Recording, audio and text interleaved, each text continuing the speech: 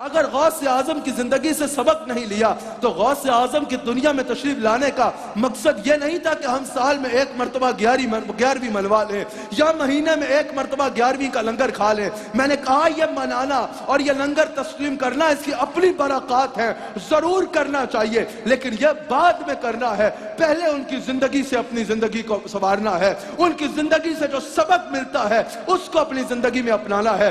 اگر ہم نے ان کی زندگی سے سبق نہ لیا تو پھر یہ چیزیں بے فائدہ ہوں گی۔ حضرت غوث اعظم کی اگر عقیدت دل میں رکھتے ہو تو اپنی زندگی کو ویسے بسر کرو جیسے غوث اعظم نے بسر کیا۔ آپ کی زندگی کے آغاز سے ہی ہمیں کیا پیغام ملتا ہے؟ حضرت شیخ محمد رحمہ اللہ نے حضرت غوث اعظم سے پوچھا، یا شیخ عبد القادر ذرا یہ تو بتائیے، اللہ نے آپ کو اتنا بڑا مقام ملا، یہ مقام اگر آپ کو ملا تو کیسے ملا؟ حضرت غوث اعظم فرماتے ہیں اللہ نے مجھے یہ مقام سچائی کی وجہ سے دیا ہے، اللہ نے مجھے یہ مقام سچ بولنے کی وجہ سے دیا ہے، یہ مقام مجھے اس وجہ سے ملا کہ میں نے زبان سے کبھی جھوٹ نہیں بولا۔ پھر حضرت شیخ خود بیان فرماتے ہیں، آپ فرماتے ہیں میں بچپن میں جب میری عمر کچھ ہو گئی، میں نے قرآن پڑھ لیا، جب میں نے بنیادی علوم پڑھ لیے، کچھ عمر سفر کے لائق ہو گئی تو آپ فرماتے ہیں میں نے والدہ سے اجازت مانگی کہ میں دین کی تبلیغ کے لیے، دین کا علم حاصل کرنے کے لیے سفر کرنا چاہتا ہوں، بغداد جانا چاہتا ہوں۔ آپ فرماتے ہیں میری والدہ نے مجھے اجازت عطا فرمائی۔ آپ فرماتے ہیں میری والدہ نے 40 دینار چھپا کے میری قمیض میں سی دیے اور مجھے فرمایا کہ عبد القادر ایک سبق لے جاؤ آج میرے سے، یہ میری نصیحت بھی ہے اور وصیت بھی ہے، اور وہ یہ ہے کہ زندگی میں کبھی جھوٹ مت بولنا۔ حضرت شیخ فرماتے ہیں میں نے اپنے والدہ کے حکم کو اپنے دل سے لگا لیا۔ آپ فرماتے ہیں میں روانہ ہوا بغداد کی خاطر۔ آپ فرماتے ہیں رستے میں وہ قافلہ جس میں میں جا رہا تھا وہ لٹ گیا۔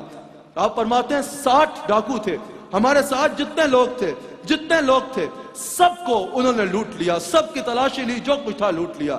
آپ فرماتے ہیں میری ڈاکوؤں نے تلاشی لی، جو ڈاکوؤں کو کچھ نہ ملا، لیکن ڈاکوؤں نے مجھ سے پوچھا کہ عبد القادر تمہارے پاس کچھ ہے؟ آپ کی عمر کم تھی کہ بیٹا تمہارے پاس کچھ ہے؟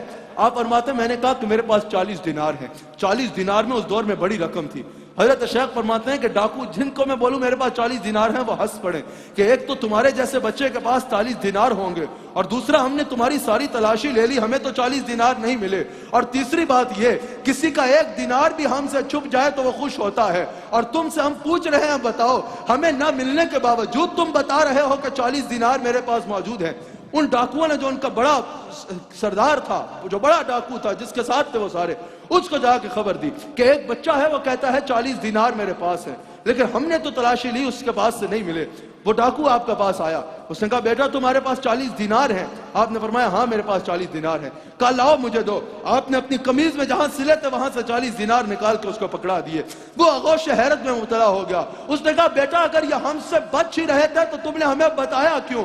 آپ نے فرمایا بات یہ ہے تم نے پوچھ لیا تھا، اگر میں کہتا کہ نہیں ہے تو یہ جھوٹ ہو جاتا۔ میری ماں نے مجھے کہا ہے بیٹا جھوٹ نہ بولنا، اللہ ناراض ہو جائے گا۔ یہ 40 دینار کیا ہے؟ اگر عبد القادر کی جان بھی جاتی ہے تو چلی جائے، عبد القادر جھوٹ نہیں بولے گا، عبد القادر جھوٹ نہیں بولے گا۔ بات یہاں ختم نہیں ہوئی، وہ ڈاکو خشیت الہی سے کانپ اٹھا۔ اس نے کہا یہ اتنا سا بچہ اپنی ماں کے ایک حکم کی نافرمانی نہیں کر رہا، 40 دینار اپنی ماں کے ایک حکم پہ قربان کر رہا ہے، اور ہم اللہ کی نافرمانی اتنے عرصے سے کر رہے ہیں جو 70 ماؤں سے زیادہ پیار کرتا ہے۔ آپ فرماتے ہیں میری کم عمری میں پہلے وہ 60 ڈاکو تھے جنہوں نے میرے ہاتھ میں توبہ کی، آپ کے ہاتھ میں تائب ہوئے اور آئندہ اللہ کی فرما برداری میں زندگی گزارنے کا فیصلہ کیا، زندگی گزارنے کا فیصلہ کیا۔ آج میں چاہتا ہوں کہ آپ حضرت شیخ عبد القادر جیلانی کی اس مجلس کو جو پوری دنیا میں سماعت کر رہے ہو، پہلا ارادہ یہ کرو کہ آپ کی سیرت کو پڑھنا ہے،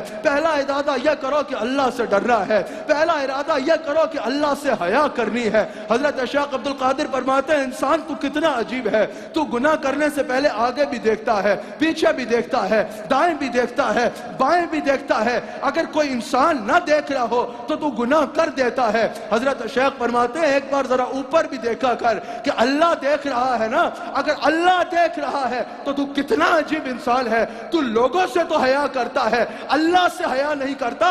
حضرت شیخ فرماتے ہیں گناہ کرنے سے پہلے جب دائیں بائیں دیکھتا ہے تو ایک حال میں اوپر بھی دیکھ لیا کر کہ اللہ ہر حال میں دیکھ رہا ہے۔ آپ فرماتے ہیں اپنے رب سے حیا کرنا سیکھو۔